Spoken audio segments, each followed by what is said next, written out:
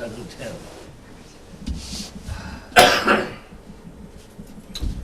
So, looking at agenda, meeting minutes is first. I realized I didn't send, I think we're up to date except the October, and I didn't send October's around. I have them done, but it was too late to send around, so. Okay.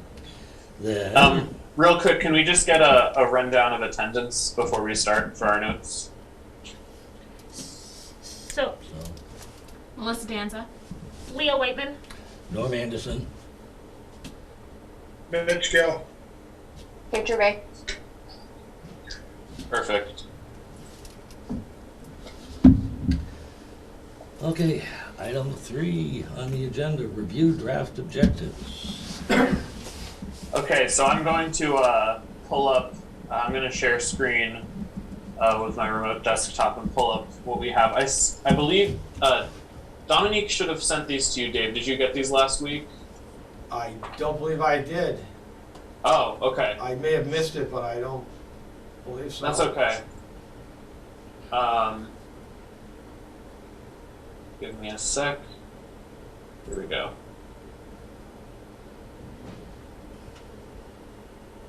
How's that looking for everyone? Can you see my It's very small. Yep. That's small. You need to zoom it up a little bit. I will do that.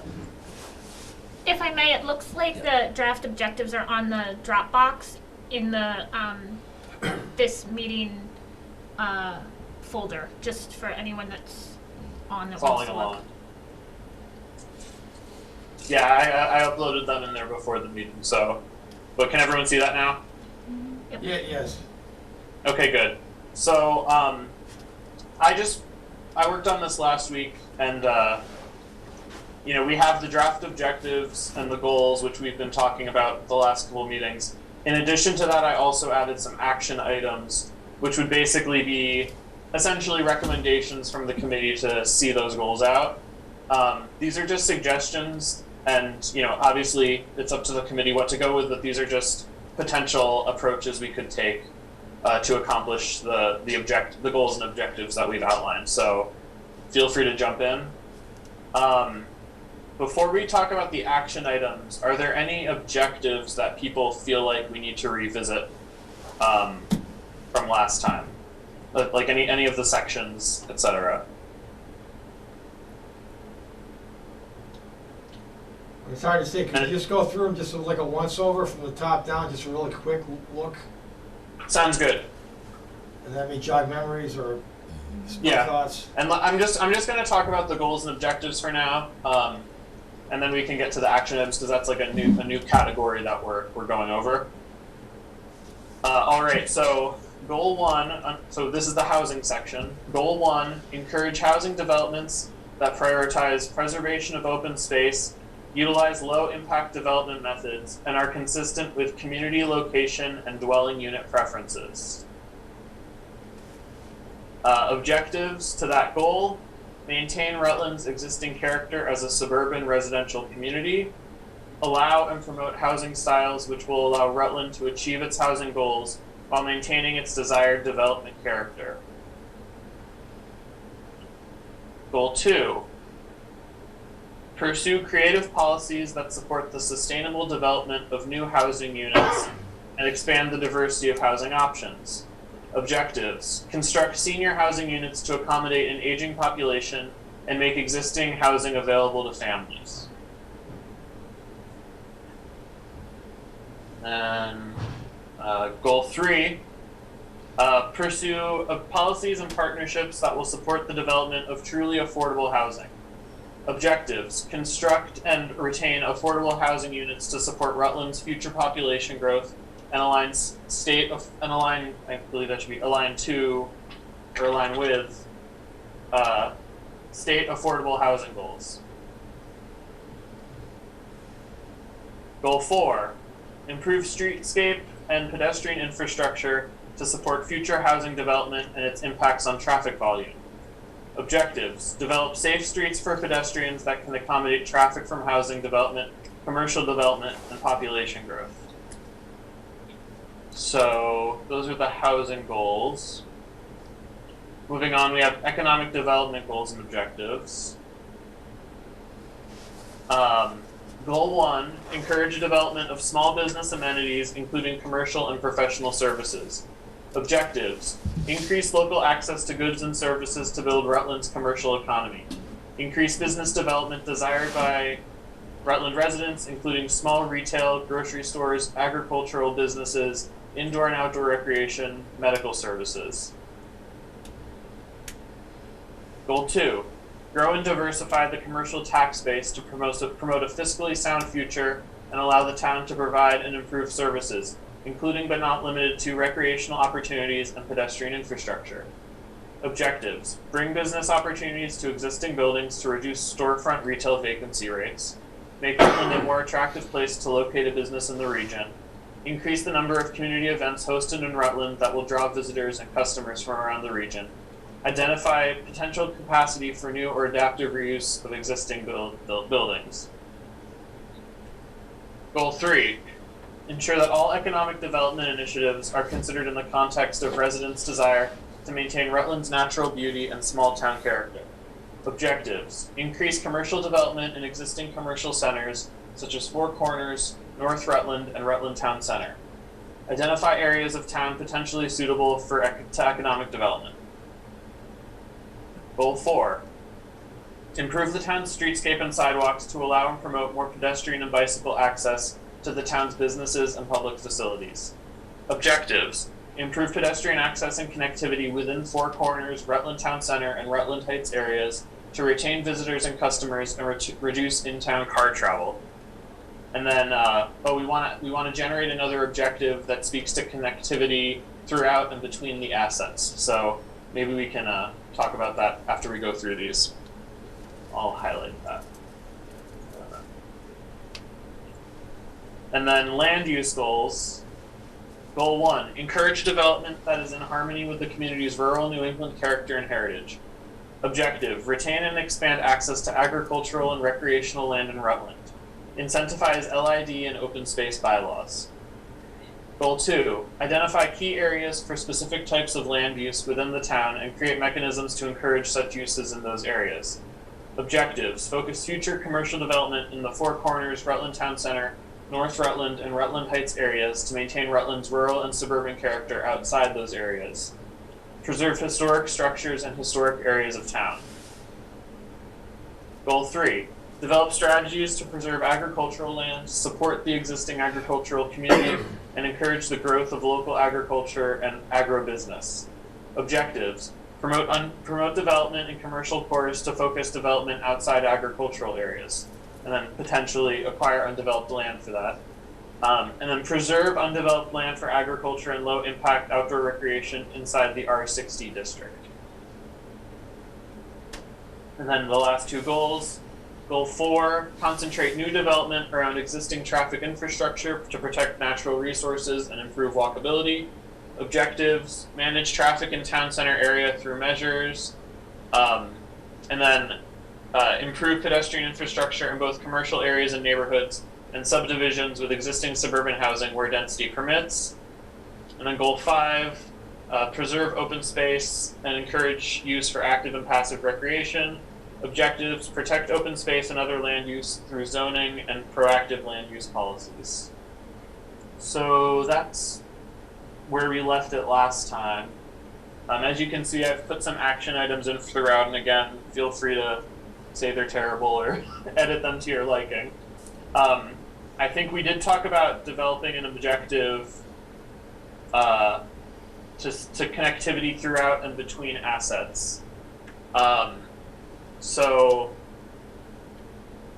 let me have a go at that, unless anyone has an idea. Is there any other comments before we get started with just working on this specific objective? Could we go back to housing 3? Sure.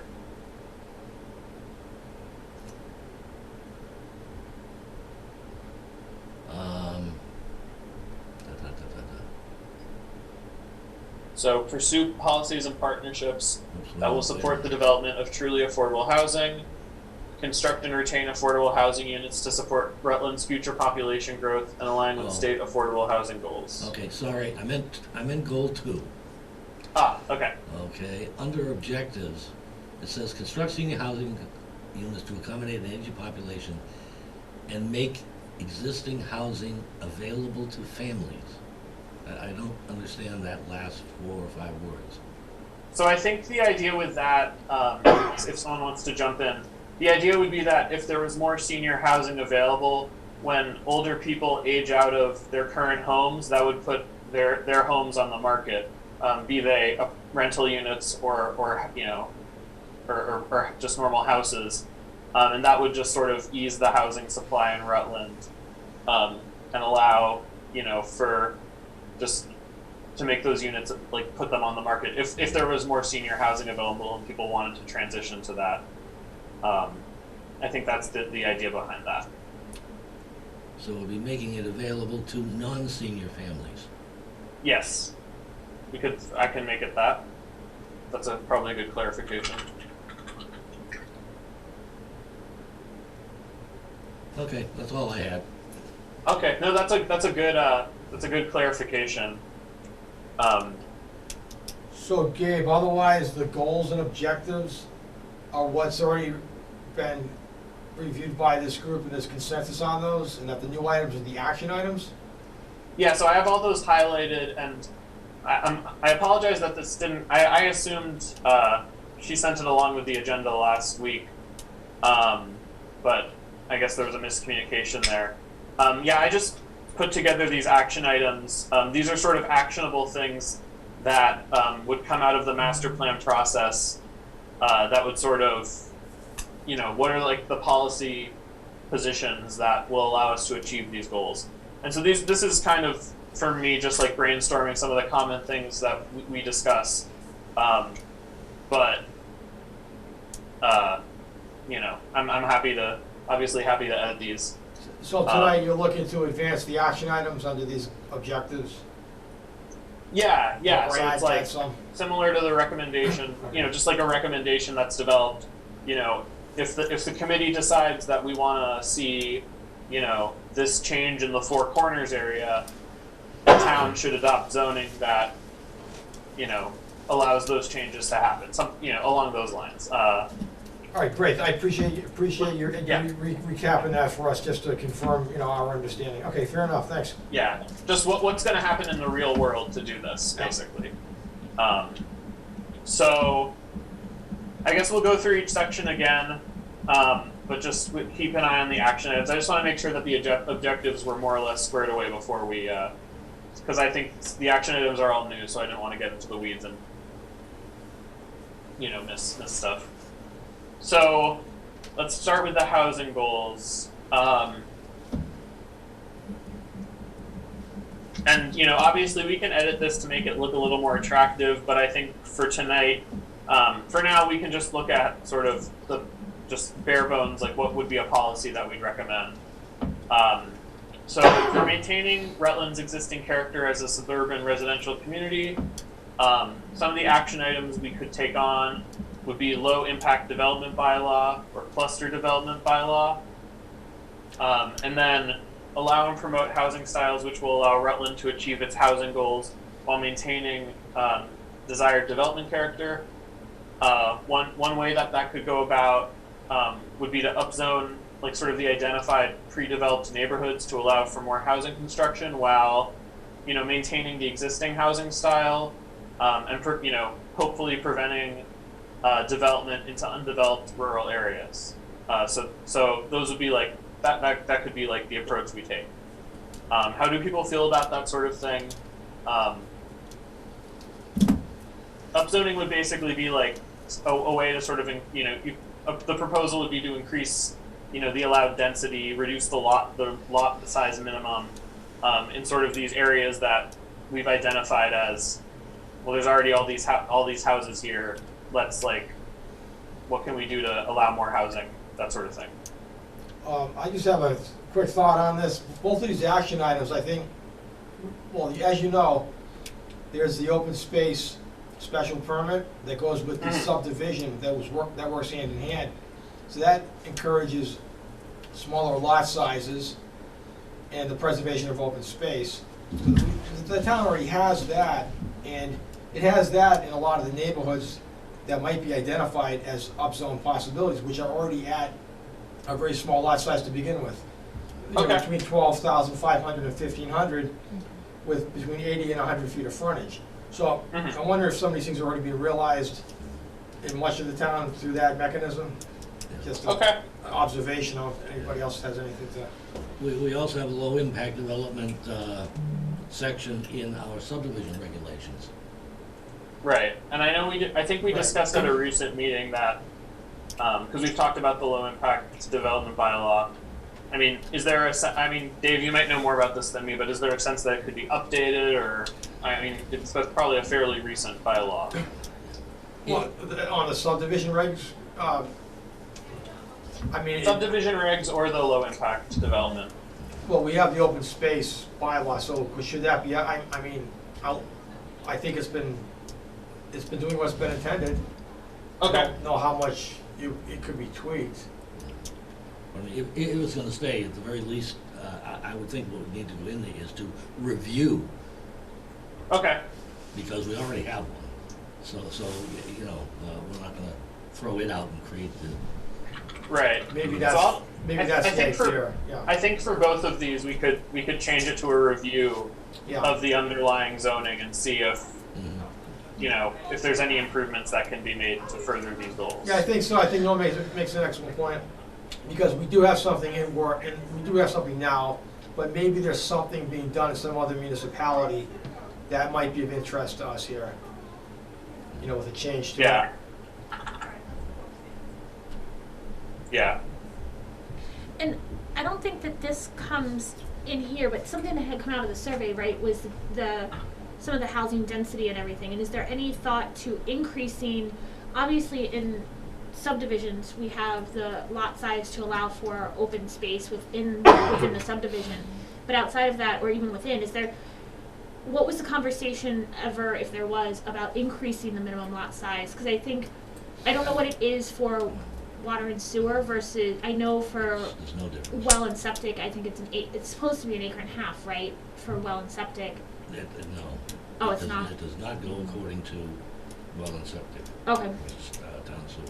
It's strictly, there's a zoning map Yeah. with lines drawn. and that, okay, The R60 zone, which is basically the outskirts of town. right, For the most part, it is off of sewer, right, but not necessarily entirely. right, As a matter of fact, it's gonna be less so. Yeah. But, you know, the areas closest to town are the R40 zone, which Right. is 1 acre. And that has, Norm, just so I understand that, it was a little broken up for me. So it doesn't matter if you're on sewer or septic, it's just by zone. right. Yeah, okay, thank you.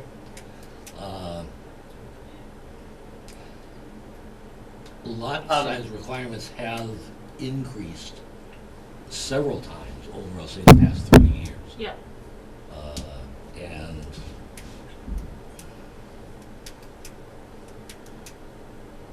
And I'm just trying to think of when we put in, like the R40, R60 zone. right, and I guess I'm thinking of it as some of what comes out of the survey, I think, is the number of houses, the density of the houses, and so a way to not prevent the housing, but to allow. But I also, in that same breath, I think that it's still important. I think it also came out of the survey that it's important to have that open space piece, especially in the subdivision. So, are we gonna do one and lose the other? I don't think that would ever be the want or desire. You know what I mean? Like, I think it's I'm asking a question. I don't know if it's appropriate here, if it's appropriate anywhere, if it's the history of planning and zoning, like. One more time. I completely trying to say one more time. So just, right, I think a lot of what had come out of the survey is the density of housing in town, the number of houses as well as the density. Number of houses, just the rapid, The number, Right. the number of new houses being built, right, yes. I don't recall that the density. No, the had density, anything to do with the it. density, you don't think it by was, and large, what you'll see for the new growth pattern are single-family dwelling units. What you don't see, like you do see in some municipalities, with has density where by a special permit, they got a mix of duplexes, three-family attached, single-family, all in one complex. Right. That's density, Okay. such that under this town's bylaw with the open space, maybe you get 50 dwelling units out of it as a yield. But with other special permit regimes, you can get 150 dwelling units out of the same landmass. That's density. Okay. And that's not what's happening so much in town here, because it's a duplex, I'm not sure how you get the duplex, multifamily, you get the multifamily in the commercial zones. Right. So More I than guess you maybe do I'm on- using density as in the wrong term. I'm just thinking like that we have that, and I think that it's a separate, subdivisions are one thing, right? Because the subdivisions are where the houses tend to be closer together, the lot sizes are smaller. More generally, like not solely, Because of the open space bylaw that Right. allows that. Because right? there's a Because it bonus, allows yes. Well, to housing. maintain the Yeah, open right. space, a larger chunk of open space rather than. So I guess my question is then, is there any benefit to looking to an increased lot size requirement potentially outside of development to help maintain, if it then is allowing more individual open space? I don't know. So bigger lot sizes on like A&R lots. Yeah. And I don't know, minimum, I don't know what the current minimum lot size zoning requirement is I'll pull it up for, off the top Well, of my the head. maximum would be the R60 Right. is the 65,000, give or take square foot, and Right. 200 feet of frontage. Right. And the R40 being the give or take 45,000 and the 150. Right. Yeah. In open space, you can go as low as 1,500. Yeah. so you're talking about in the districts that basically the places we haven't identified for future development, increase the lot size to kind of like offset any density increases. Yeah, I guess that's probably the most clearly worded. Yeah. Zone R40 is basically 1 acre, 43,560. In zone R60 is 65,340. So is what the question is, I guess is the question, do we want to increase any of that? Is that what's being discussed? Yeah, I mean, that's just my question is that a potential item to continue to prioritize development within already established development areas and maintaining additional open space? I don't know. Right. Which is one of our And you would goals. also consider the frontage. Yep. Do you want to increase the frontage too? And then the one question I have, maybe Norm or Dave could answer, the issue with, I don't know if it's called flag lot, how much frontage do you need or is it an estate lot, flag lot, whatever it is? I see those built everywhere in crazy looking lots. I think that should be something that should be reviewed. So like a retreat lot? Yeah. A state lot's requirement is for 50 feet of frontage. Yeah, 50 feet, and then I've seen some of the lots run, 1,000 feet, and then they open up. Yeah. They take right angles, left angles. To me, it's a way, I get in a state lot, every, maybe one in an area, but not consistently using them almost side by side. And I think a lot of times it's used to stop from the development of a road, from developing a subdivision. They're using existing roads, and instead of improving our existing roads, they're just using this to avoid a subdivision road. I've seen that. I don't know. That's something I think should be reviewed. The only thing is we do restrict estate lots to, I believe it's no more than 3 adjoining estate lots. That's right. in a row.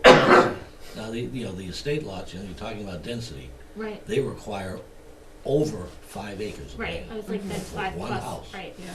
Right. That would be the same as 5 houses in the R40 zone. Right. Right. So to clarify, is that 3 adjoining or 3 on one road, or what is that, 3? It's usually adjoining, 3 adjoining, I believe. so like consecutive. Yeah, so if you own 50 acres, you can do 3, have a A&R lot and do 3 more, A&R lot, 3 more. Well, not with 50 acres. Well, if you have the frontage, you could do that, Well, is what I'm saying, if you have that much area. guess- I don't know, I just think it's something that should be looked at.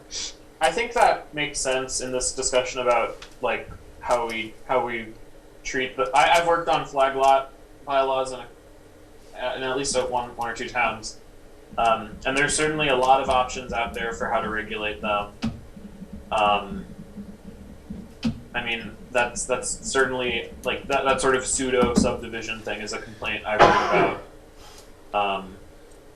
I could add it to the action items. I can.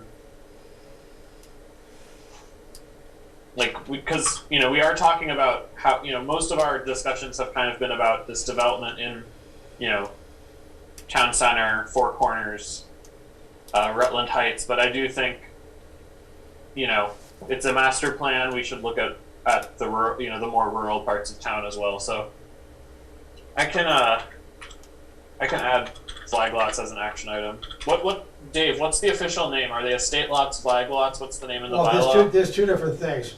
One is an estate lot, which is a standalone. It's allowable on its own terms by special permit, as long as it meets certain requirements. A flag lot is permissible by special permit from the open space bylaw. In the open So space. there's a provision that allows some number of flag lots in an open space development by special permit. So they're different things.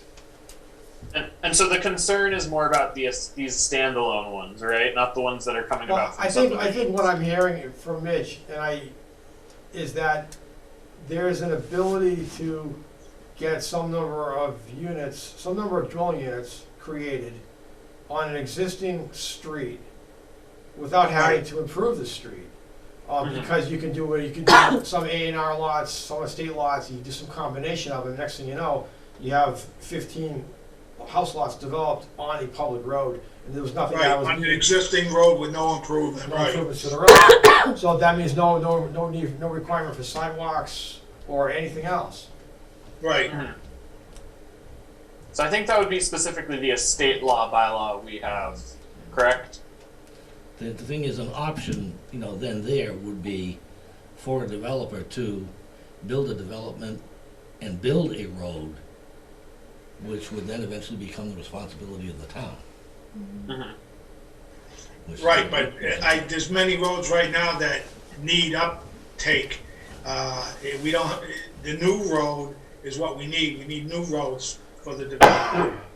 I was gonna say, yeah. Utilities underground, there are many roads right now that need improvement, and to put more houses on those existing roads is an issue. Whereas opposed to a brand new road for those houses, that it's just something I think that is a concern. Okay. I think that's definitely something we should look at because it's something that sometimes gets overlooked. So I'm glad you brought it up, Mitch. And let's move on to the next goal. But I think that is, I'll just take this action item for now. Just review a state law bylaw and rural district density requirements. All right.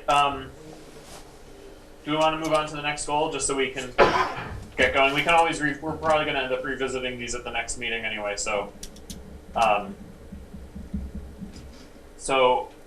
the action item I identified for constructing senior housing units, I think like the most obvious tool that the town could explore, and we discussed this in the town center study, would be the utilization of Community Preservation Act funds if the town was seeking to construct senior housing on their own.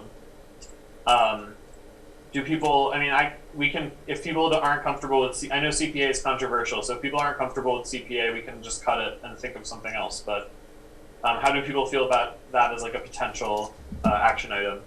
It's Leah. I don't know the rest of the committee, but I think it seems like there's a lot of interest in, if Community Preservation Act was to move forward in town, it seems like there's a whole lot of pockets looking for that money. And Yeah. I know historically the town has not really been in favor of kind of owning land, property, whatever to do. So I don't know that the town would be that would be a priority of the town, even within the next 10 or 20 years, Okay. to basically own So senior housing. You're But saying if CPA came about, the town building senior housing with those monies would probably not come to pass. I think the town relies more heavily on the private Right. developers to provide the senior housing based on the market interest and everything. Right. So So I can make that sort of, because I have this for another, when we talk about the grocery store, I basically said, like, figure out what the barriers are to a grocery store in Rutland. I think similarly we could make this like, what are action item, and maybe if through our discussions we find there's some obvious barrier to senior housing, sort of research, explore like what are talk to developers and figure out what the barriers are to senior housing coming in Rutland.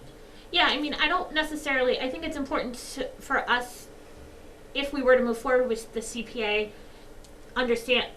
be reminded that it has that as a utility, as a potential option for use. But my sense is that there's a lot of other potential uses that would have priority over the town providing senior housing. But that's my personal sense. I don't know how the rest of the committee feels. I just, at least in these economic times, I just don't see it happening. So Gabe, in this context here, you're saying construct senior housing units to accommodate an aging population.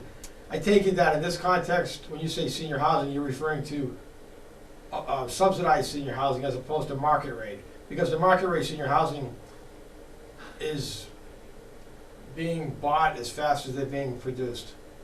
Is that what you intended right there? I mean, this objective came from the committee. I mean, I guess my interpretation was subsidized senior housing, but if the committee is talking about market senior housing, if you're bringing Community Preservation Act into play, then it Right. wouldn't be market rate senior housing, right? because market rate senior housing does not need incentives on that side because the market is Right, driving it. right. So I mean, it's up to what vision does the committee have for this sort of thing? I think our goal was some sort of affordable to allow them to age, maybe not necessarily in place in their home, but in town still. So whether it's subsidized or another appropriate wording, I think that was the gist of what we were at least going for. I think you're right, and that would clarify it. Yeah. If something that was modified by Yeah. what we mean by senior housing in this case. And I think there was also discussion about more affordable housing for all populations as well. But again, a lot of what the town does currently is just all of what the town does is market rate essentially. And things may change drastically, but in the next 10, 15 years, I don't foresee the town getting into town-sponsored, subsidized housing of any sort. I mean, We'd have to change the form of the town government so much. right. You don't want to become builders? Hmm? You don't want to become a builder?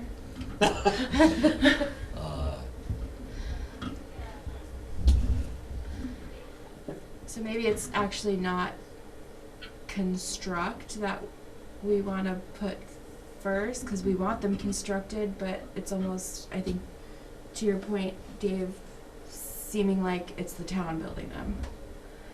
Mm-hmm. So do we want to make that promote the construction of?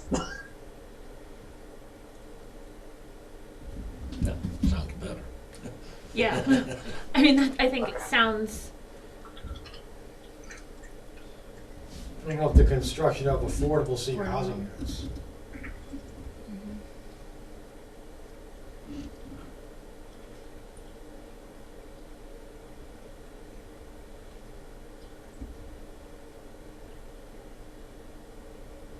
So do you want to just strike the CPA action item or leave it up for now? Because we can revisit this, but I would- like Leah said, I think it's useful to know what CPA can do, but that doesn't necessarily mean we have to have that. I would almost strike it, especially from here, but, because I think in some ways I think it could potentially be a goal kind of, or an objective all on its own somewhere, is, work towards the CPA or something, but we're not even there yet, I think, Right. Maybe more in the land use section. right. Maybe for the next master plan. Maybe for the next master plan. Yeah. Well, I do know CPA came up in the town center discussion, and we had a similar conversation about how, it is sort of, the possibility of it is kind of unknown, and the past experience has been it's not popular. Right. But I think it was listed as like a potential funding source, which the way I put it in here is that's basically how I'm thinking of it, is like, we should know what this could do for this sector that we've identified as important. So I don't know how the rest of the committee feels. I would almost just highlight that in red or something. Like, don't remove it entirely, but just somehow note it that it's probably not going to stay, at least in this form, but that we need to be something we want to still keep in mind at this point. Okay, well, I'll just mark it. We'll leave it here for now, but I'm as you can see in the next one, I also talk about CPA, so maybe I'll just it's for more general affordable housing, so we can do that there too.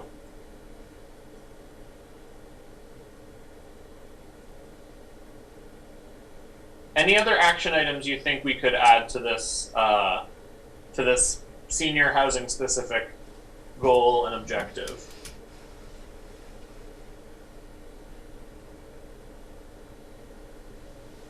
I mean, the goal itself is not solely for senior housing, right? It's Right. Yeah, I see this. Yeah.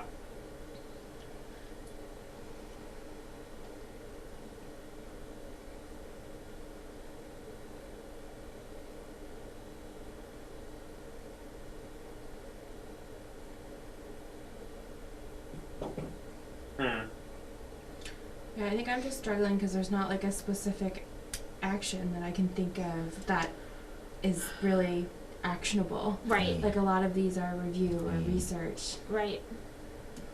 Yeah. And that's an okay thing to suggest, because like, if we're gonna say that there's a zoning change that needs to happen, we're not writing that bylaw right now, and that is gonna require research and review and discussion.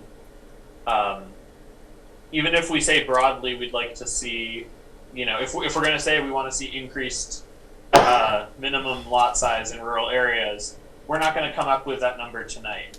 And it would require that to go through a process. So I think things that are more of like these more suggestive ones, where we're just saying, like, we need to look into the utility of this, I think that's okay for now. Well, I mean, maybe something that's actionable, assuming that we're just gonna focus on senior housing and not focus more generally on affordable housing for different groups. Maybe from your experience, correct me if I'm wrong, but aren't there certain senior housing bylaws that exist? Mm-hmm. A lot of towns are very restrictive about affordable housing, except when it comes to senior housing. That's often something that comes up. So there's often, carve outs for senior housing, and I'm sure, we can talk about having, developing a senior housing bylaw. So maybe that's the action item, is review senior housing bylaws. Yeah. And then if you want to get more general, figure out a way to bring that into this. Right. Assuming that this is, there's consensus with this. I mean, And again, we can revisit this, but this is like a difficult thing because we have to sort of think about what the political reality is with these, but also there are things that the committee wants to do or would like to see happen. So that's really tricky. in some ways, I feel like this whole objective and action item should be a second one under goal 3. Pursue policies and partnerships that will support the development of truly affordable housing, where goal 2 is just creative policies that support sustainable development of new housing units and expand the diversity of housing options. That doesn't necessarily, to me, doesn't necessarily hone in on the affordable, any specific population. Mm-hmm. This is kind of where I was hoping to have more different minds. Yeah, it's tricky because this is the same 5 people who came up with these. Yes. So. When goal 2 is senior housing, goal 3 is for everybody. Right, but if you read goal 2, pursue creative policies that support the sustainable development of new housing units and expand the diversity of housing options. Where goal 3 is pursue policies and partnerships that will support the development of truly affordable housing. So, to me, the affordable housing piece is what we're talking about under the objective of goal 2, with the senior housing piece is a piece of that affordable housing part. Where goal 2, I thought we were talking more about trying to diversify, from the $600,000 plus current homes, which are what the market's demanding right now. Is there a way that we can Combine the two. well, and not Because we can have one overarching goal with the 2 different objectives that are listed there. yeah, Yeah, I think merging these goals makes sense. I totally see what you're saying, and I think both these objectives are good.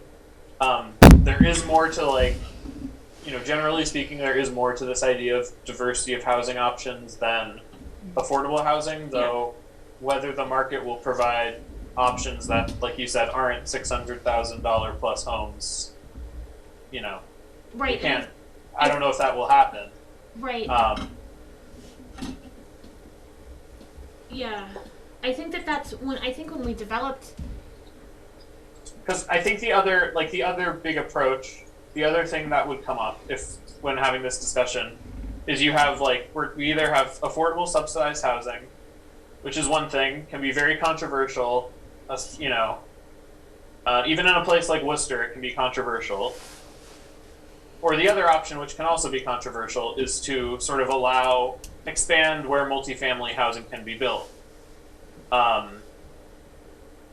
Besides that, you could look at reducing the lot sizes even more, the lot size is already pretty small for a town like Rutland, especially in, the town center area. But all these options, I think, will inevitably have their issues and their controversies and whatnot. That's kind of the nature of this. Yeah. But Dave, if you want to jump in, but those are kind of the 2 approaches that we typically would see discussed in the housing realm. And unfortunately, I'm not an expert on housing, but my impression is that would be kind of the 2 approaches would be modifying the land use or having the town more aggressively pursue affordable housing, subsidized affordable housing.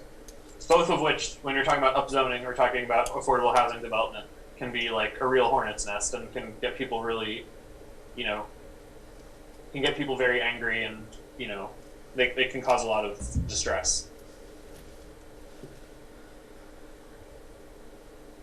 Mitch or Kate, I can't see you guys. Do you guys have any feedback or Thoughts. yeah? Thoughts. I'm stuck. Sorry, I was eating for a little bit, so I don't really have a ton to add. I support the idea of merging the two goals. I think that makes sense. But beyond that, I think this is just a place that everybody gets stuck. Yeah. So I'm gonna mark these for merger. And Mitch, actually, if you want to say anything, but I'll continue later. Oh, you can go ahead. Go ahead. Okay. I'm gonna mark these for merger, and I'm gonna consult with. There's a couple people at CMRPC who have worked more on housing stuff, and have like written housing chapters for master plans, so I can consult and see how they've tackled this issue. 'Cause this is something that can get really thorny really fast, and there's not really any easy answers, especially when you don't have money. Like, if you don't have the funding for what you want to do, the options aren't that many in Massachusetts.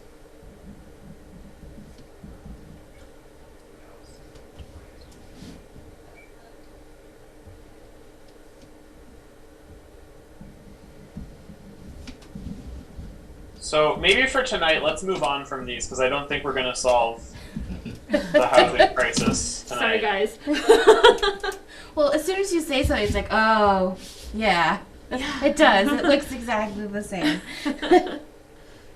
Just add a comma in there and merge them, and we'll be good.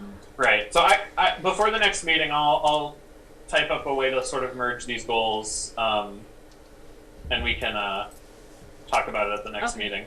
Yeah, because I think the goals could be separate, but I'm struggling with attainable objectives or action items for, especially for goal 2. If we, because I think goal 3 with the, housing production plan, maintaining status as a housing choice community, I think are potentially attainable action items to work towards. I mean, but the other pieces I think get thorny. Mhm. Well, maybe before we move on to the other next section, pursue creative policies that support the sustainable development of new housing units and expand the diversity of housing options. Now, under some prior projects, we looked at various possibilities. We didn't do much with it. We just became aware of possibilities.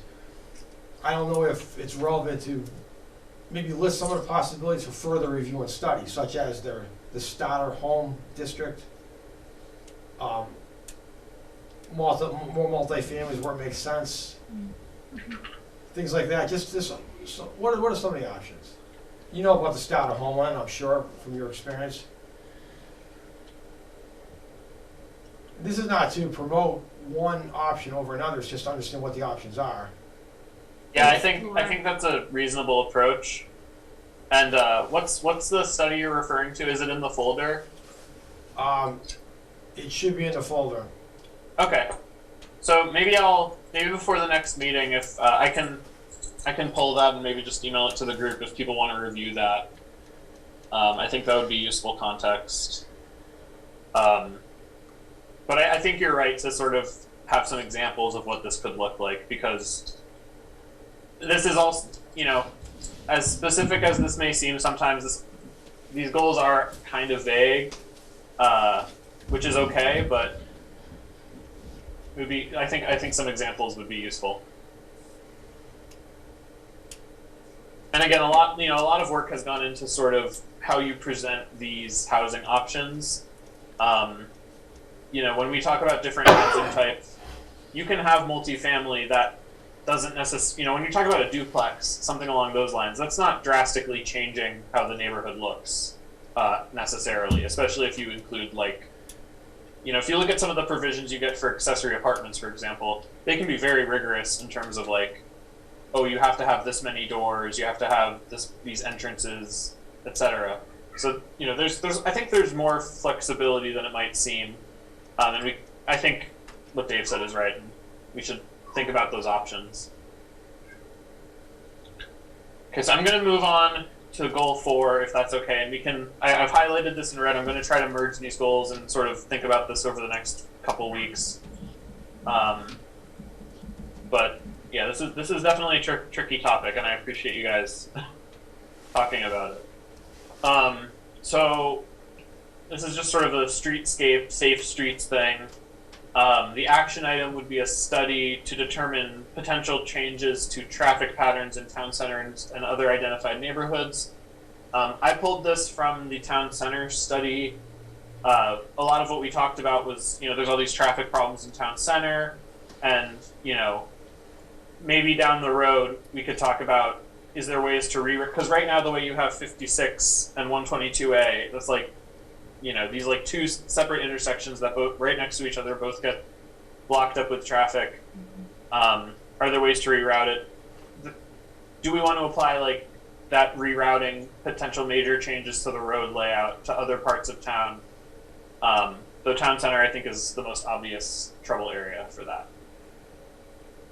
Any thoughts on that? Like just recommending that like a thorough study and like implementation happen for that down the road. I think it's fine. I would maybe suggest that also the other major place that I know that there's traffic concerns, and if we're looking for development in that area, is Four Corners area. That intersection goes through cycles of being horrendous, and there's no light, right? Right, it's stop signs. There's a flashing light. A flashing light, but the speed is fast on 122 over there. I think it's 50. Yeah.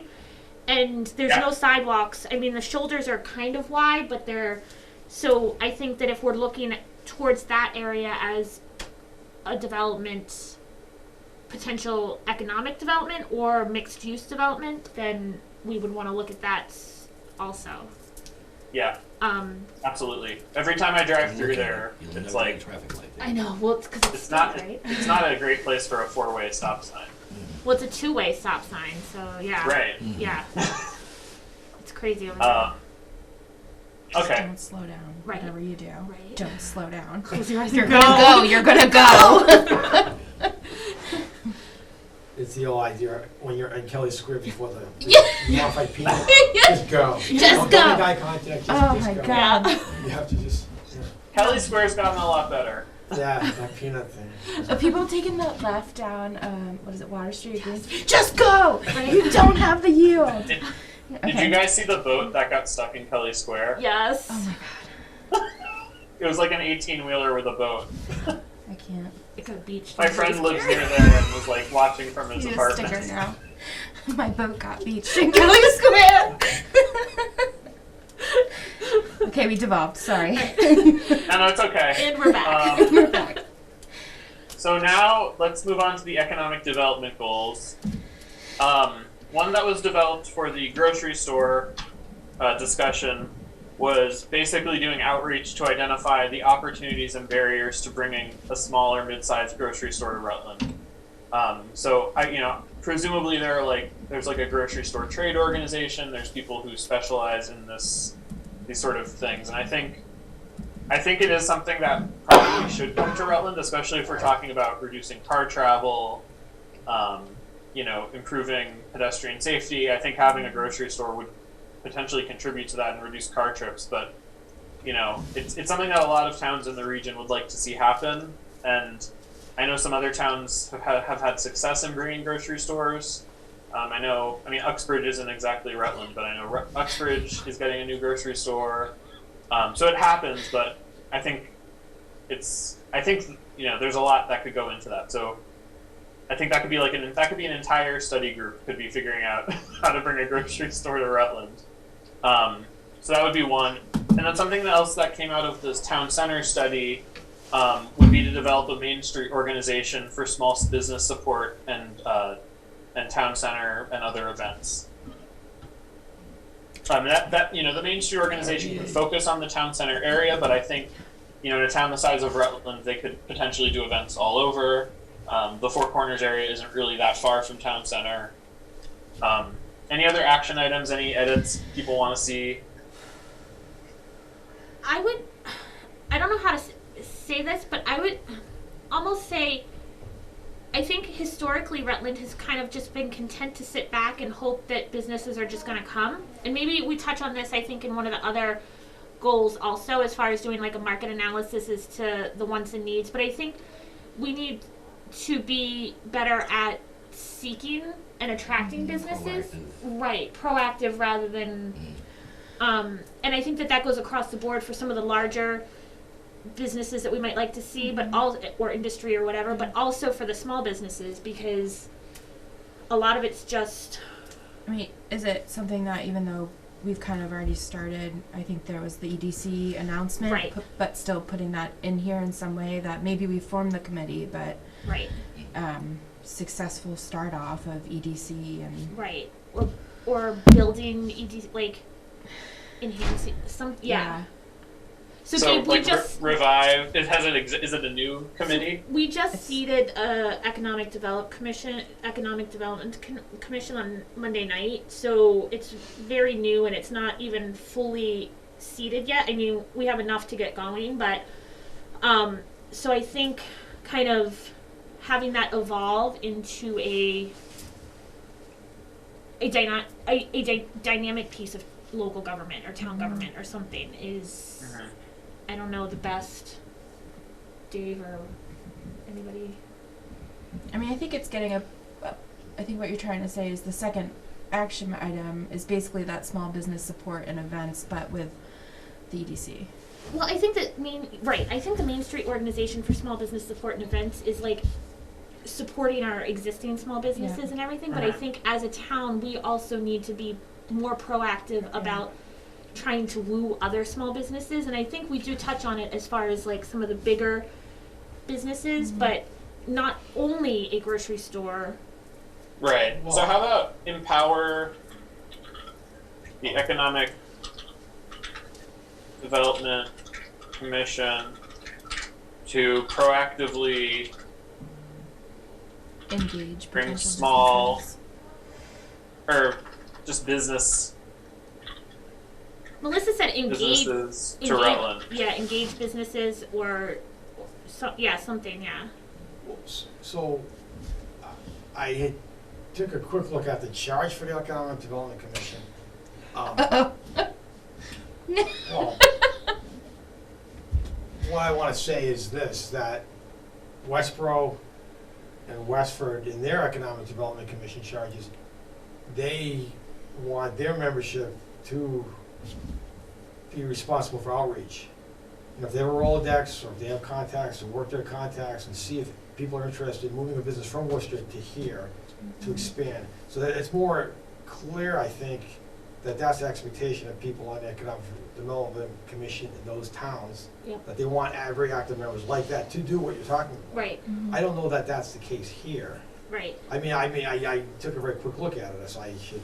And I think I don't know exactly if it does that or not, Right. if it's as activist as the other ones. Right. Well, I think that's what we need, because, staff bandwidth is limited to be able to do that role. Right. You can't, to be on the phone for 4 hours cold calling people to see if they're interested in moving out here or expanding operations, it's just, not feasible. no, it's not Right. feasible.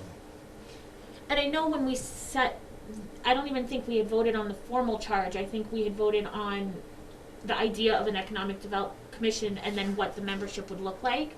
And then we seated some members, but Well, maybe just a quick digression. Right. I wasn't part of that process. Yeah. So I don't know. Right. Did the board look at several charges and say, these are best practices of charges in towns that, by all means, are doing economic development well? And did you look at a bunch and say, okay, so here's Westford, here's Westboro, right. and here's Northborough, Yeah. or some of these other, Lexington, for example, and then say, oh, I don't know how that process played out, where it came from, Right. or even if it's subject to further review and change. Right. Right. But I guess So for what we're the doing here is EDC trying. line, how do we want to word that? Maybe it is empower then. If it's a charge change, then I think you might have hit it. Okay, great. Okay, great. Let's move. Yeah. Okay. Goal 2, so there's a bunch of objectives. bring business to existing buildings to reduce storefront retail vacancy rates, make Rutland a more attractive place to locate a business, increase the number of community events hosted in Rutland that will draw visitors and customers from around the region, identify potential capacity for new or adaptive reuse of existing buildings.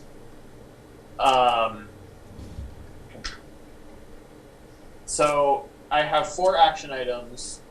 3D build-out analysis, which I think came about from a prior meeting. Identify residentially zoned building properties that could be suitable for non-residential use. I think that's something that's an interesting approach, especially in the town center area. I think there's already a couple businesses that are in what look like they were built as residential homes and are now being used as, I think there's like a landscaping company or construction firm in town center, like right near the right near the post office.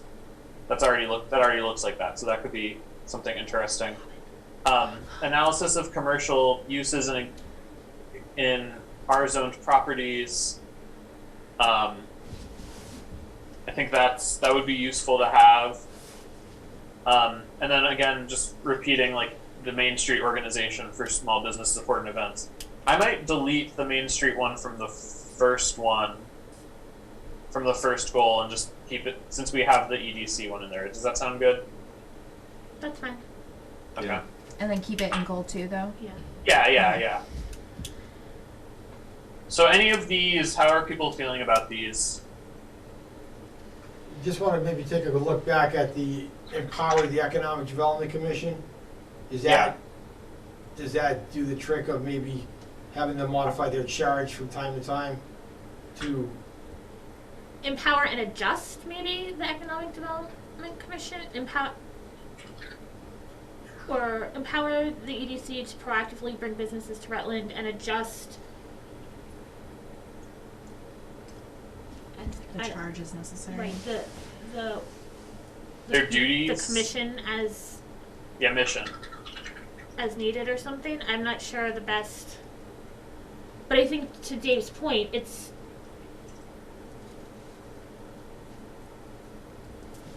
I think it's going to evolve. Yeah. I mean, if it started 2 days ago, It's a baby. we don't know what it'll look like.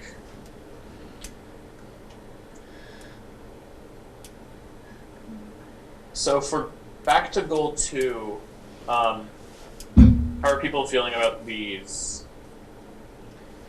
So how we specify recreational and pedestrian infrastructure, and I don't necessarily see any of the action items hitting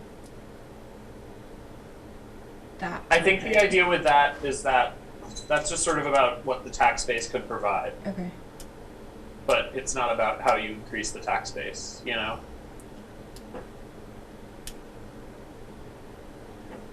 I think we included that as like a potential service, but it's sort of like in line with all the to things we've been improve talking service, about, you okay. know?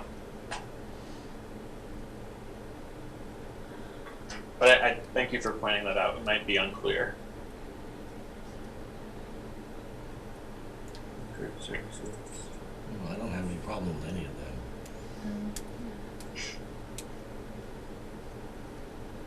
Okay.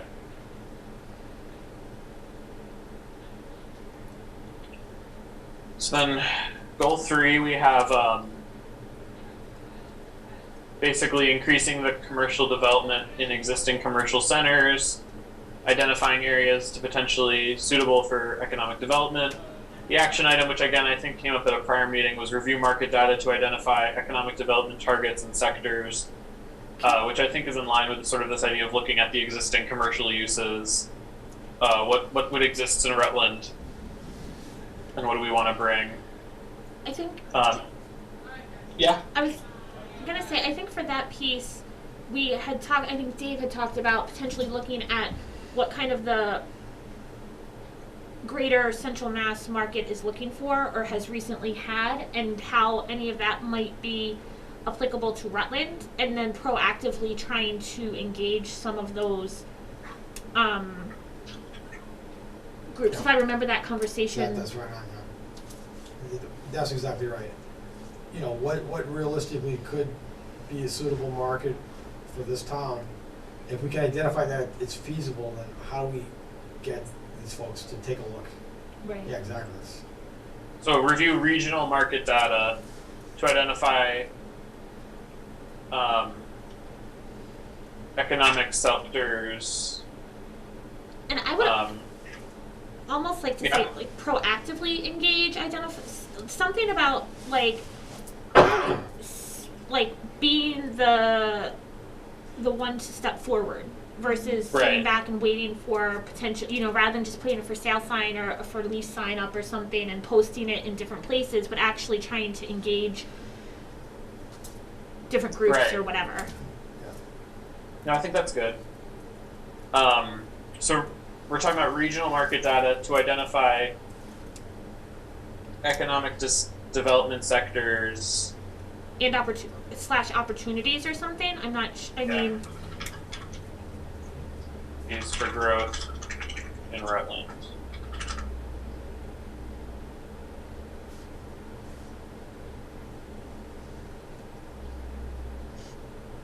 I think that looks good. So I'm just going to move on. I want to try to get through these quickly. So yeah, this was, since we kind of copied this whole discussion of Streetscape. I can, for the next meeting, I'll type up an objective for this connectivity between assets. I think it'll basically look the same as that other one that's inside the assets, just maybe with some stuff about like what sort of infrastructure that would look like. And then the action item, I was also just sort of looking at like this idea of having a large, you know, sort of traffic study to identify how to change the traffic patterns in town. Because again, we're just talking about, you know, these pedestrian and streetscape issues. Does that sound good? Have we done anything with the shared streets program? I think, yes, the town is part of that program. I believe the 56 work is looking to make more of a complete street by making the sidewalk more accessible by leveling it out. Yeah. And I'm not sure if a bike lane is Yeah. part of that. Yeah. Is it? You know? yeah. So that's the Maple Ave piece from Main Street to the Rutland Heights with all the sidewalk work is through the complete streets. So is that the same as a shared street? Okay. So that work definitely is complete streets. So we're involved and we've gotten that funding. So I don't know if it's worth including in here because we're talking about connectivity for biking and pedestrian. That's a big part of that yeah. shared streets, complete streets program. And I think some of it, Yes, a yes. lot of this had come out from like the connectivity of like the rail trail or the state parks up through the rail trail to like town center or the marketplace or whatever. And the TIP project that's going to do the work on Palmagussit from Main Street down to the development neighborhoods down there, the Brunels, will add sidewalks. And I'm not sure if they're doing bike lane there. I don't remember. I know that they have the right of way to work within, Right. and I think they're looking to make better use of the title right of way. Right. I know unfortunately some parking is going to be going away. Right. Well, I'm not sure if it's going to be replaced with bike lanes or not. Right. But I do think continuing to utilize complete streets funding Yeah. as available and appropriate or something, Right. because the other thing is with all the development along Main Street going down the hill from Naquag, we had talked about through in-town center study about ways to make that more easily connected because the sidewalk doesn't go extend all the way down, and even connectivity from there down to the rail trail or something. Right. So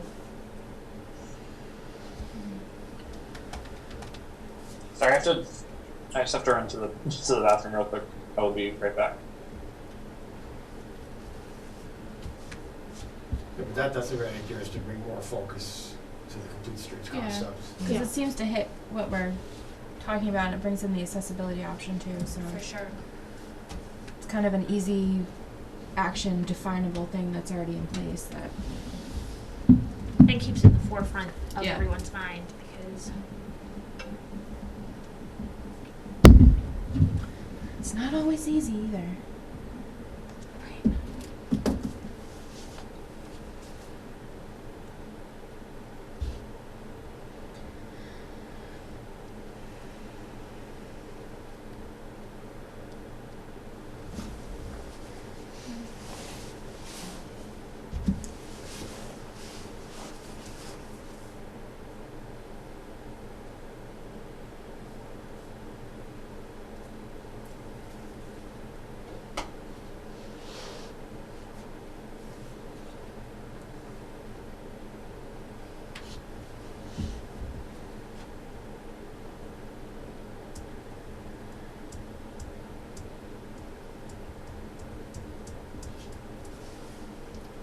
I'm back.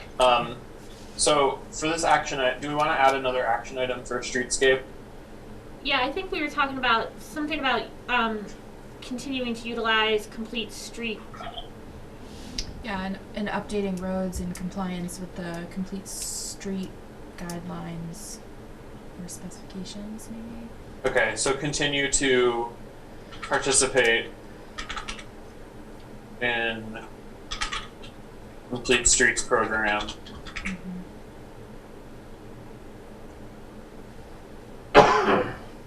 Is there another part of that, or just you think that's simple enough? I mean, I think any other part is kind of I was gonna Yeah. say like Yeah. That's it. to Okay. enhance connectivity, but it kind of is It's all yeah, that's the purpose. That's all we do. right. Okay. I'll try not to be too wordy. Right. Yeah. Okay, so now we're finally on land use goals. So, yeah, I think this action item is kind of similar to what we discussed for when we were talking about sort of looking at the existing LID and open space bylaws. Is there any? I mean, I could copy what we changed or just leave this as it is. Is there any sort of anything else for encouraging the sort of development and preventing excessive rural development that we want to add as an action item? Any changes you want to see to this? I don't. Kate, as AgCom, you might be able to speak a little bit better to this. For retain and expand access to agricultural and recreational land in Rutland, is there any sort of education that we can do as far as like ways to preserve agriculture land as turnover? Sorry, Kate and I have been working on this with the AgCom. That's what I thought. Because I had talked to Dave about this like a long time ago, I think, so. Yeah, we had a workshop earlier this year, and we've got some DLTA money to work on it. So it is something that's definitely on the AgCom's radar for sure.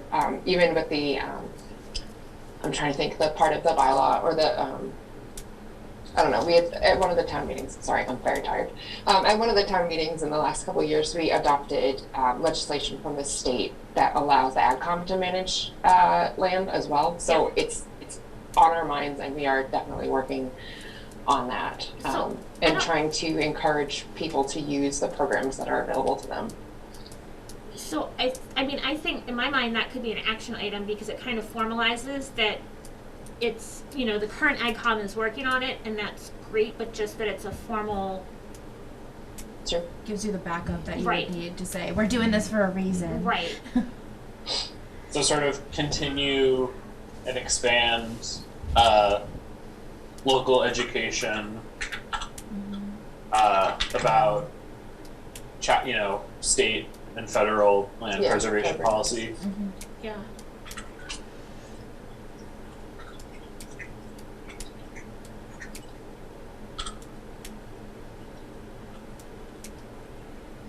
And this is a big action item, and maybe it doesn't belong in here. It's something that kind of has come up in open space, is working to consider engaging DCR in a lot of the recreation land use opportunities in town. I think that would dovetail nicely with the open space plan. Yeah. So just engage DCR. Yeah, because DCR owns a large, I think Yeah. they're the largest landowner in town. And a lot of the land is very restricted because it's watershed. And so just engaging them in ways to kind of open that as continue to maintain it as recreation, expand it as recreation, something of that. But yeah, continuing that engagement because I don't think it's really existed before, at least not in a very favorable manner. So Say good luck. Yeah, DCR was a little tough to get in touch with. yeah. Do you think that captures what we? Yeah, I I mean, think so. Yeah. Cool. So goal 2, the action item I set up is very bare bones. It's just implement zoning changes to achieve these goals, which were sort of focusing the future commercial development in Four Corners, Rutland Town Center, North Rutland, and Rutland Heights, and then preserving historic structures and historic areas of town. Is there any other addendum to this action item? Any additional action items? So this seems like it could be a little bit of a little prickly maybe, I'm not sure, but preserve historic structures and historic areas of town. I think possibly is just identifying those historic structures because there's a lot of historic houses in town that are privately owned and that's fine, but I don't know that the Historical Commission has an inventory of those, and then is it Without something like a historic district. right? And I think the historic homes are all over town. Oh, Like Yeah. they it's are. we don't have town center is not concentrated with historic homes. They're kind of Yeah, all on the outskirts. I think the big option that I would see, and Dave, you can correct me if I'm wrong, not necessarily a historic district, because like you said, it's not like you have a neighborhood that's all houses that are all like from this one area or era or whatever. I mean, if they got state or I think federal like historic building recognition, that would be like the most surefire way. But I don't. I'd hate to throw You know. another bylaw in, but some towns do the demo delay bylaw. So Okay. for homes, whether it's a specific list or built by year, it has to go to Historical Commission for a sign off before the building commissioner issues a demolition permit. So that might be something. Does that go for like accessory structures also? Because like I know that there's Yeah. a lot of older barns or older Yeah. whatever that aren't in. I think it depends what is written in the bylaw, Yeah. but usually the intent is there's either like a predetermined list of addresses that are already known, or it's like built before X date. If it is, then it goes to historical. If it doesn't, then you get your demolition permit. And I don't know if there's any way to provide information to those identified property owners as far as potential options for, and I don't think it would be necessarily local options, but if there's state or federal, I don't know. I mean, you guys know much better than I do, and to me it's a very tricky subject because it's private. It's all private Privately owned, properties. Like, Oh, are we advocating for a demolition delay bylaw in town here? no, I think Melissa just said that it was an option. I don't see. I mean, I haven't been here that long. I don't see a lot of Yeah. the old houses being torn No, down. yeah, and but I was just saying that's kind of the only way that I've seen an easy kind of stop and think right, without having necessarily defined list. right. I think there were probably, numbers of them that had just been deteriorating. Right. And that's where, like I say, things can get, pretty sticky. Right. I just think of the Hortons up on Ridge Road Oh yeah. with at least potentially the oldest house in the town Right. of Rutland. Right, And I'll tell you right now, the shape that that's in, right, to preserve it, Mm-hmm. big, big bucks. right. Mm-hmm. I think it's worth it. Right, and I don't You know know, if there's, But and I guess my question is, I don't know if there's, if the homeowner or the property owner is willing to put it on a list, historical registry list somewhere, are there funding opportunities CPA. through the state or, Mhm. I know, CPA. CPI, that then they could utilize to help preserve, because private property owners can use CPA money. right. But there's, I mean, I don't know, I don't know anything else. Maybe through the I mean- state historical commission. yeah, I Because I don't, know they're, at least in certain towns, I don't know about here, they're reviewing their delineations of their historic district. yeah, Yeah, the demolition delay bylaw, that can get a little tricky because the demolition delay bylaw can apply if the structure is on the list and the property owner wants to add area to the structure. That can trigger the demolition delay bylaw too, depending on how it's constructed, how restrictive it is. How it's written. So you wanna put an addition on your house, you gotta go Right, before yeah. an historical commission for demolition delay bylaw. Or a review of that. right, And then that triggers historic considerations of what you wanna do for an addition. Mm-hmm.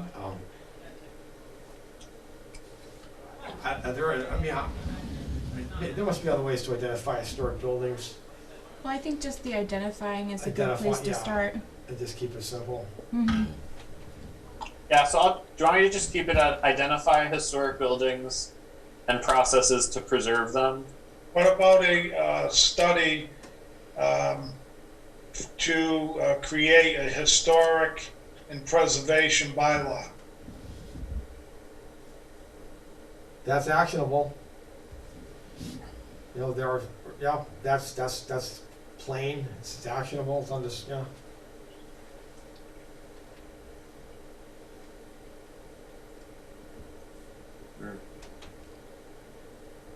Okay, well let's move on to the next goal. I think these are all good ideas, but again, this is a tricky subject, and I don't know how many options we have that wouldn't be, potentially thorny. But I think these are all would be good to look at.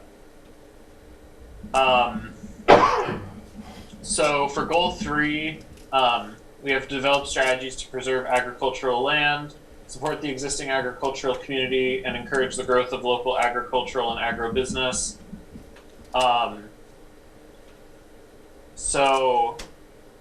The action item I identified was kind of similar, where a potential use of the CPA funds could be to, use them for the land preservation efforts. I think we could also copy the AgCom education action item and put that in this category because it's certainly related. one thing, Kate, I think one thing AgCom has is that AgCom fund that was established when we adopted that MGL a couple town meetings ago. And I know there's like very limited funds in that account right now. Yeah. But I thought that there was an opportunity that provided an opportunity for AgCom to also raise funds for that fund also.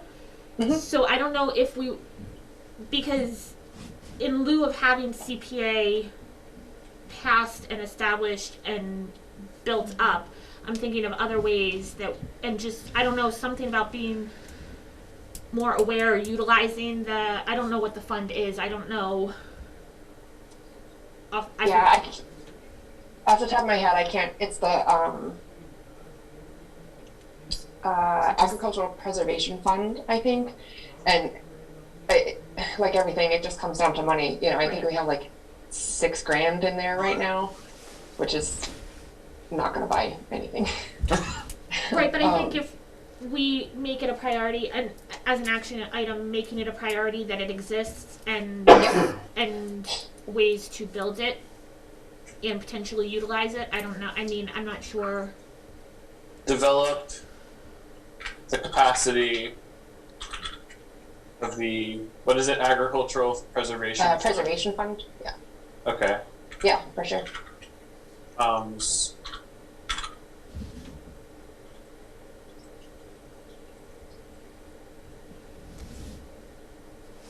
I think that could be a very useful tool, but $6,000 isn't gonna get you anything. In terms of preserving undeveloped land, we often hear that there's not a succession plan in place. What about engagement with ag schools, people interested in being in farming, maybe people who are retiring, looking for another occupation? What about understanding how that economy works and how those connections can be made or not made?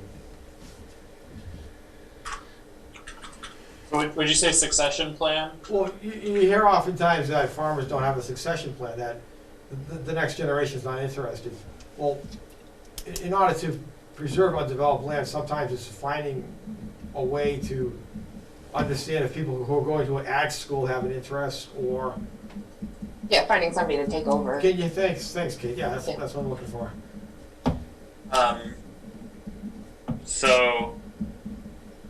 So how about create a process to maintain the land of retiring farmers as agricultural land,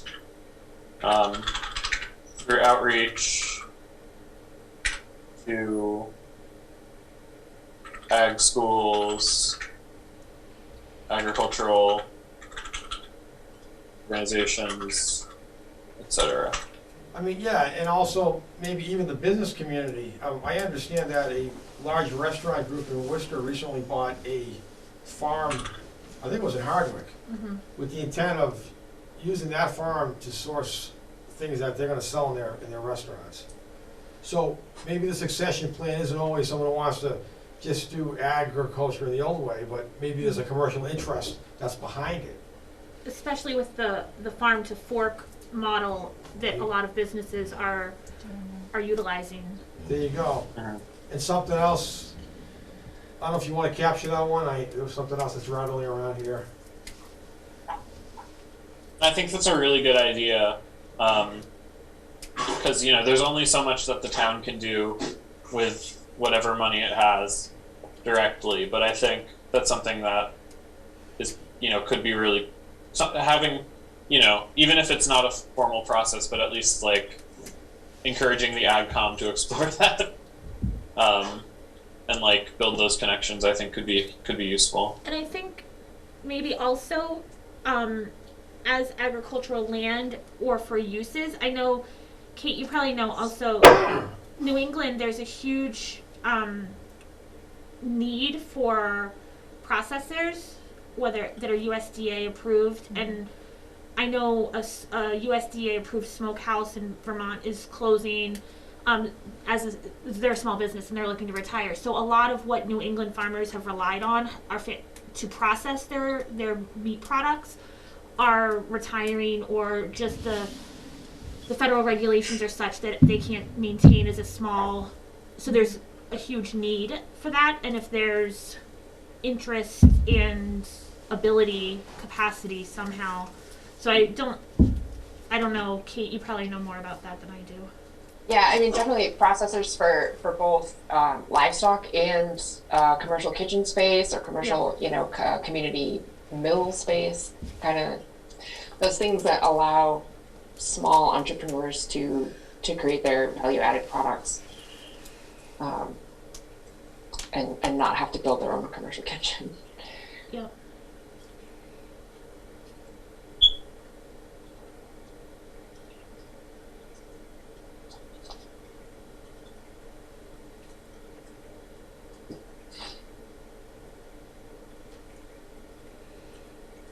Okay. Well, these are really good ideas. Gabe, I would just put livestock processing and I think commercial kitchen / milling or something, because I think that those are different but in the same vein. Yeah. Cool. Well, Thanks. I think that's a good number for this goal. I just had one other one, it was kind of rattling around. Okay. Now, Norm has made an interesting observation, and we've talked about this a couple of times, that there's not a large farm that specializes in vegetables, or And there's no truck garden Yeah. in Rutland. things like that. I mean, it is feasible to have vegetables grown year-round if there's an enclosure for it. I mean, if lettuce can be produced year-round, very close to here, what about enclosed spaces in farmland for growing crops year-round, which is now feasible? You know, so there's not any, what was the other one, though? Grapes, fruit, Yeah, we don't have a winery or vineyard. wineries, vineyards, fruit, you And there's know? two, like, Yeah, Yeah. yeah. Well, they're, you know, they're everything, you know. right, Go to Sterling, there's orchards. right, You know, you go to Right. Northborough, there's orchards. right. You know, We don't have any fruit, None of it. vegetable, Yeah. none of it. Yeah. I can never understand that. Yeah, and I think Central Mass has like one of the highest number of orchards per capita. It's interesting. Yeah, we're In the like region. third behind like New York and the Pacific Northwest. Yeah. So if Rutland doesn't have an orchard, that's kind of. I shouldn't have to drive to like Clinton or whatever. Okay. But these are all really good action items for agriculture. Yeah. Unsurprisingly, since Kate's on the call, we have a lot of ideas. Well, it's actually funny because I'm so in it that I'm just in it all the time. I don't think of these things, and then I talk to folks like you guys, and Yeah. all these ideas come up.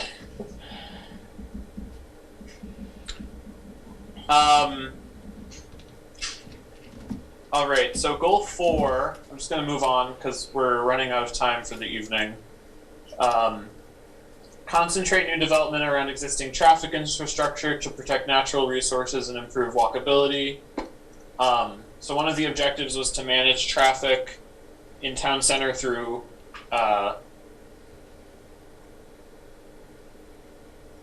I'll just say like new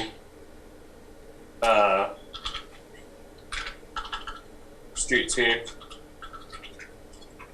structure. And so these are all pulled again from the town center study, transverse rumble strips, reduced speed limits, traffic lights, and then like looking at how we lay out Route 122A and 56. And then 10 years. 15 years. sorry. He's just grumbling to himself. It's okay. Okay. I've And then been the other advocating- action item, which we kind of rejected in a prior one, is like, do we want to sort of encourage increased density in these, you know, in like the Four Corners and town center area, to kind of, you know, increase the amount of like people walking around and, you know, get the pedestrian infrastructure utilized, and, you know, have more businesses that are walkable in like these clusters in Rutland. I think I was one that advocated against it in the other, but I think if we're looking specifically at kind of our commercial centers, in some ways it makes sense to kind of upzone, and I would envision it potentially as mixed use buildings, or like you said, to allow for the more walkability and less traffic, whether it's park. Yeah, 'cause there's parking if we're available. kind of looking at Four Corners and North Rutland, like, and having them in the same breath as town center and Rutland Heights, I feel like, you know, mixed use is like sort of the big thing that you could bring there. And I feel like Four Corners and North Rutland have a little bit more space, that if there was the want or desire to have a little bit more concentrated mixed use versus a single building or a couple single buildings or something, that would potentially have options for parking, that people could come in and park and then walk around a little bit in addition to living. I'm not sure if that's the goal of either or both of those areas, but if that's how the commercial development goes in those areas, I think it makes sense to consider that. That's what the zoning is allowing for. Yeah. In those Yeah. areas. Yeah. So does that sound good, or I mean, I know this can get thorny. Does anyone have any objections to sort of having this as an action item? I don't have any trouble. The only thing I remember is Jim Soucy. Yeah. He wanted to, you know, do business on bottom, Right. housing on top. Couldn't get anybody interested. Right. And that's, I think, a little bit of that, like, we need to get something successful that Mhm. then, you know, like, We haven't had a good example of a non-residential Right. street right, building Mhm. that works. right. And I would say almost in development too, instead of identified neighborhoods, I would say like commercial centers or identified commercial area. Some, you know, I don't want it to, I don't Yeah, know. no, exactly. I mean, I meant that more broadly, but I Yeah, think yeah. you're right. Okay, so this is the last goal, and then we have a couple other items of business for the night.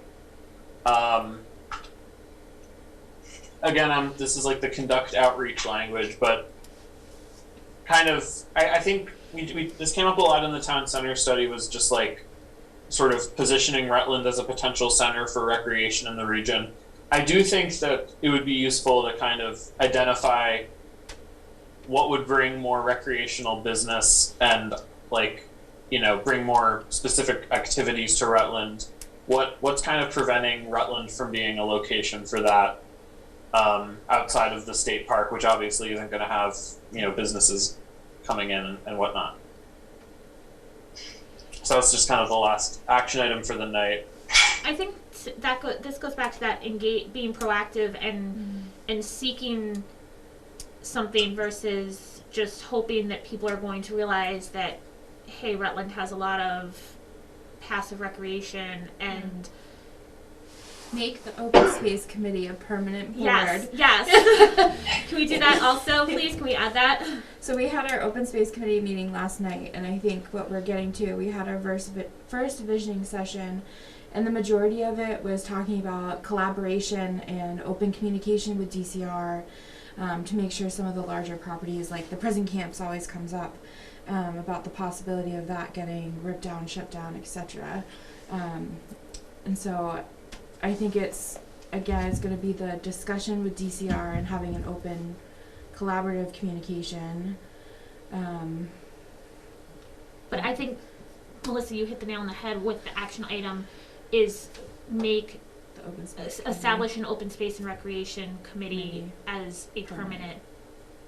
So what's the situation with it currently? It's a new thing, but it's not permanent? It only comes up when we have to update our OSRP. Oh, okay. So yeah, that's a very good action item. So we come and go.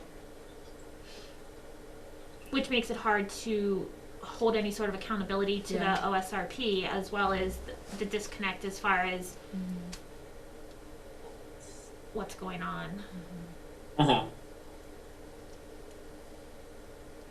Cool. I think that's good for tonight for the action items. I'll send out the edited version tomorrow morning, and I will probably just revisit these. And if anyone has any other edits they want or additions they want to make, please feel free to email me, and I can add them to the document we go over at the next meeting. I'll just save this and come back to it later.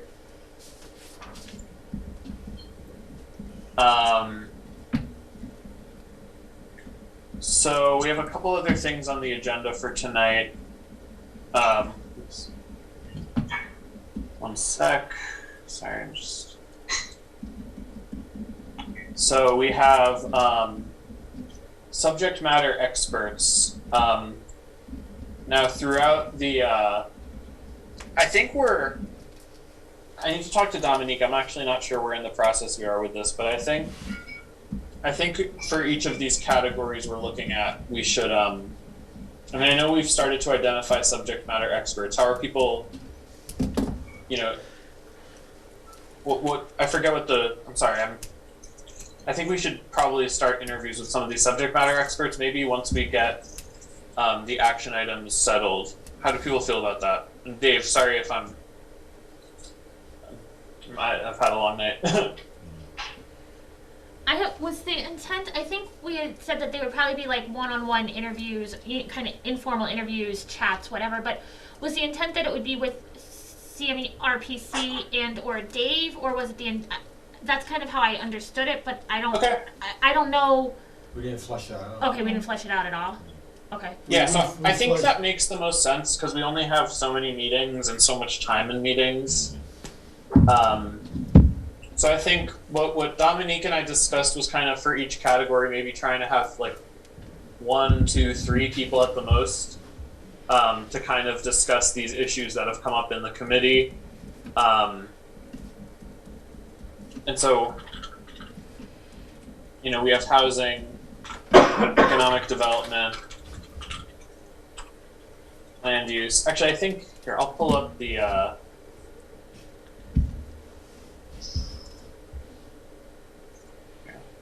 think actually for housing, we talked about that there are 3 significant builders in town. Who would those be? And do you think we would have the opportunity to talk to them?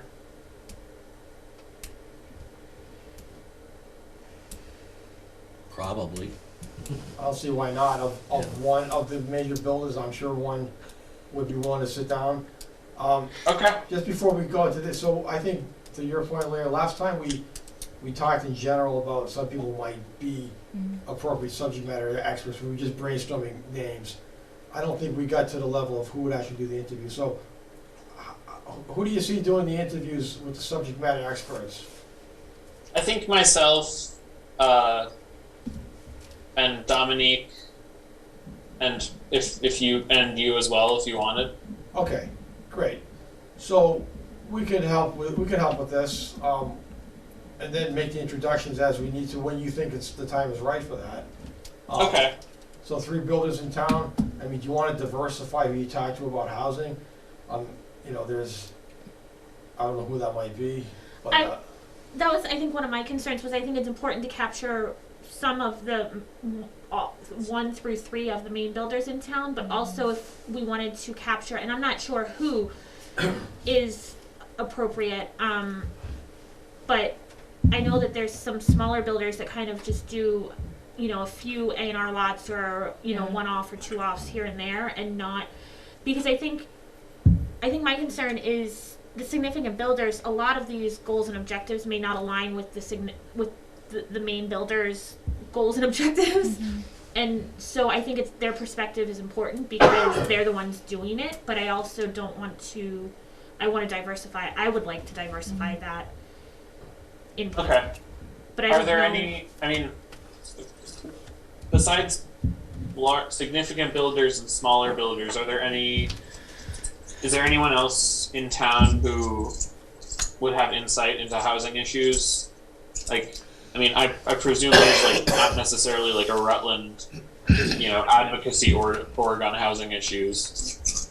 right, which is what makes it difficult. That there's not a housing trust, there's not a housing authority, there's not housing activists, there's not a community development corporation.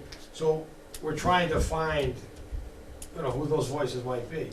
Can we maybe talk about groups who we may want to speak to housing goals, and maybe we can brainstorm offline here in terms of who might be appropriate? So you want a builder, Yeah. do you want an activist? What else? Senior center? Maybe, Yeah, that's a good one. yeah. I think the senior center would be a great option. Do we have a veteran? Because I think Yes. You do. that's someone who might not classify formally as like an activist or advocate, but they definitely, They can you touch know, on when this. we're looking at like vulnerable populations in Rutland, you know, that's like kind of an obvious institution that has contact with seniors, and can speak to issues that we might not know about.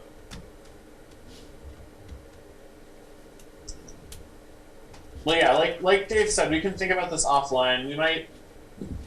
I mean, we could always see if we could bring someone from out of Rutland who knows about like sort of the state policies on these issues and what options the town might have. Yeah, I was thinking the senior center. Melissa mentioned Veterans Agent, and I think the American Legion, and I think even there's a group out of the Sportsman's Club that do a lot of home updates for seniors that want to maintain in house in their home. But I, again, don't wanna solely focus Yeah. on that Right. piece either, so I think that, yeah, we can definitely brainstorm offline. Okay. So let's just get through this. Sorry for economic development. I guess whoever is on the EDC might just be like the point of contact for us to talk to. Which I hope that the EDC sort of has, not necessarily, has sort of a diverse grouping of, people with some different experiences. This outside of the EDC, if we could talk to a couple people from them, is there anyone else we might want to include?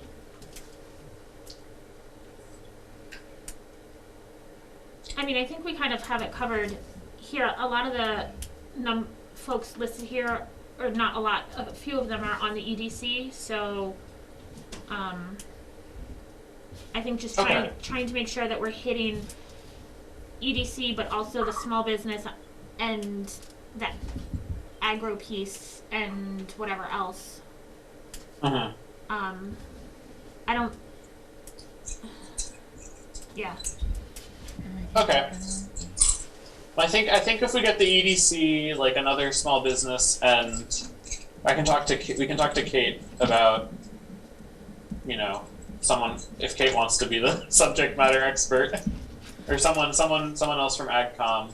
Actually, I think I had suggested Scott Leonard from the marketplace if we're focusing on a grocery store, because he can provide input on that specific piece, but Yeah. I don't know if we want that level of specificity or if it's just more of an overall. I think that wouldn't hurt. That was like the first thing that came up in economic development. So I think that would be useful, because grocery stores they're unique, but they're also not. Yeah. They're a business like any other. So. And I don't know Okay. if there's interest in someone from the pharmacy, Rutland Pharmacy, just if there's interest in any sort of healthcare type situation, what they see as the pharmacy in town. I don't know. Right. If there's value to that or not. Cool. All right. I think land use goals is kind of obvious. We can talk to Dave, the planning board, open space and rec, Concom, rec department, AgCom. I think that's pretty obvious. Okay. Sorry, I just want to wrap things up for the evening. Deliverables. So the big thing that Dominique wanted me to talk to you about, she's working. She wants us to deploy the survey, soon. So she said in the next couple weeks she'll be able to finish up the survey, and get that out to you. So I think the timeline she's hoping for is to have the survey done, basically put together by the next meeting, and to get input from the committee members before the meeting, and then hopefully get it out in the next month or so and have it up for a month, push it on Facebook, which we've had a lot of success with. Actually, could you just remind me of what survey you were referring to? I'm sorry, I'm having a brain fart. I believe it's. I wasn't the committee going to put together a survey for the master plan, or am I confusing? The survey was already done.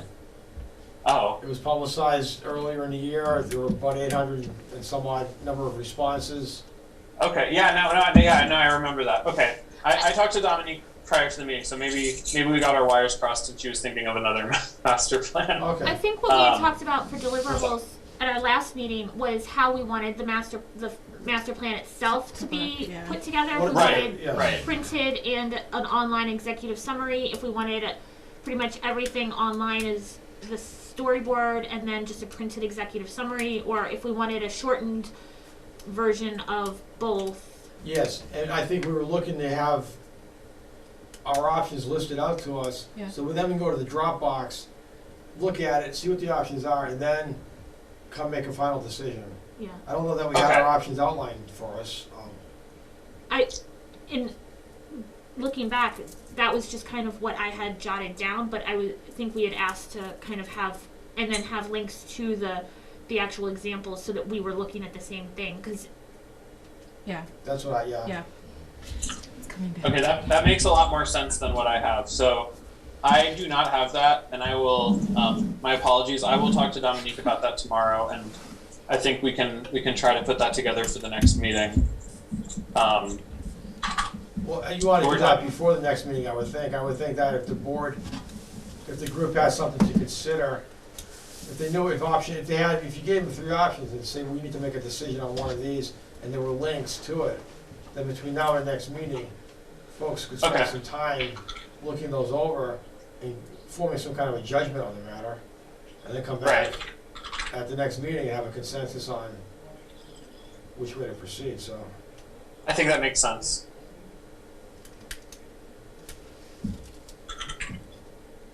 All right. So then the last, before we talk about scheduling the next meeting, I think we told Dave, but we did. We received the phase 2 funding for the master plan. nice, congratulations. And so that would be for transportation and town services and facilities. And so I think we're going to talk about this more at the next meeting. But I think the hope is to get work started on that as soon as possible. And, basically the transportation, we'll talk about sort of all the circulation in town of cars, trucks, pedestrians, and then talking about town services and facility, kind of understanding the staffing and building infrastructure and capacity. So these are both things that I think have been touched on a lot in our conversations, and I think we'll be able to get a lot done with these. So that's kind of it from me for now. I guess the final thing we need to talk about is when we want to have our next meeting. Tentatively, at the last meeting, we talked about doing December 29th.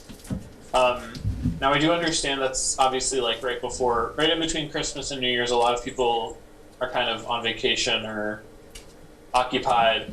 I was also thinking we might want to have January 4th as a backup date. And kind of if we find that we can't have quorum on December 29th, be ready to have a meeting on December 4th. Or do we just want to schedule it for December 29th or December 4th? And, if it happens, it happens. Before we get to that, what is the 4th of January? Is that a Wednesday? It's a Tuesday. Yeah, I believe that's next Wednesday. It's a Tuesday. Tuesday. It's the Tuesday. Oh, well, then January 5th, Oh, okay. the next Wednesday.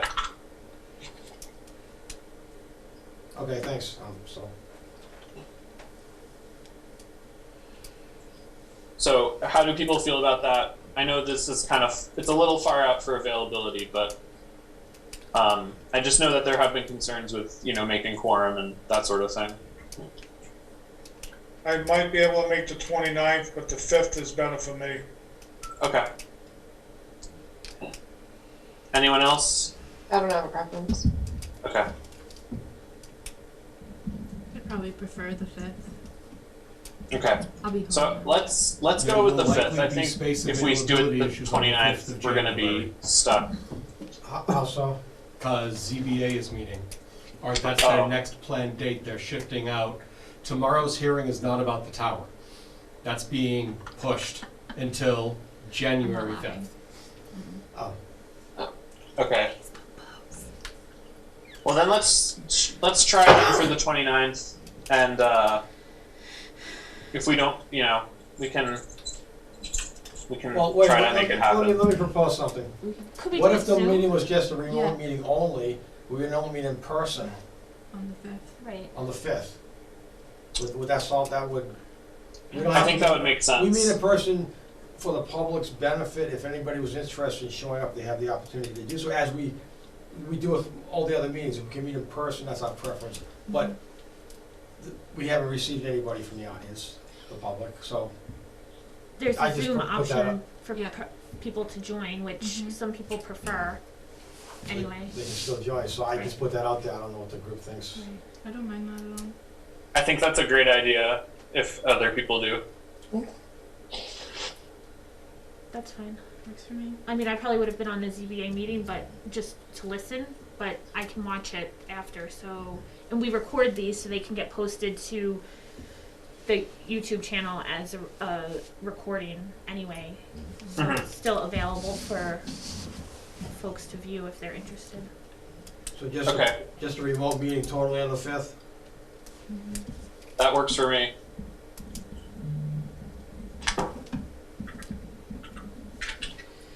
Is there any other business to come before the board? I don't believe so. I'll entertain a motion to adjourn. Danza moves. Whitman seconds. Any discussion? All in favor? Danza, aye. Whitman, aye. Anderson, aye. Still I. Survey, aye. We're adjourned.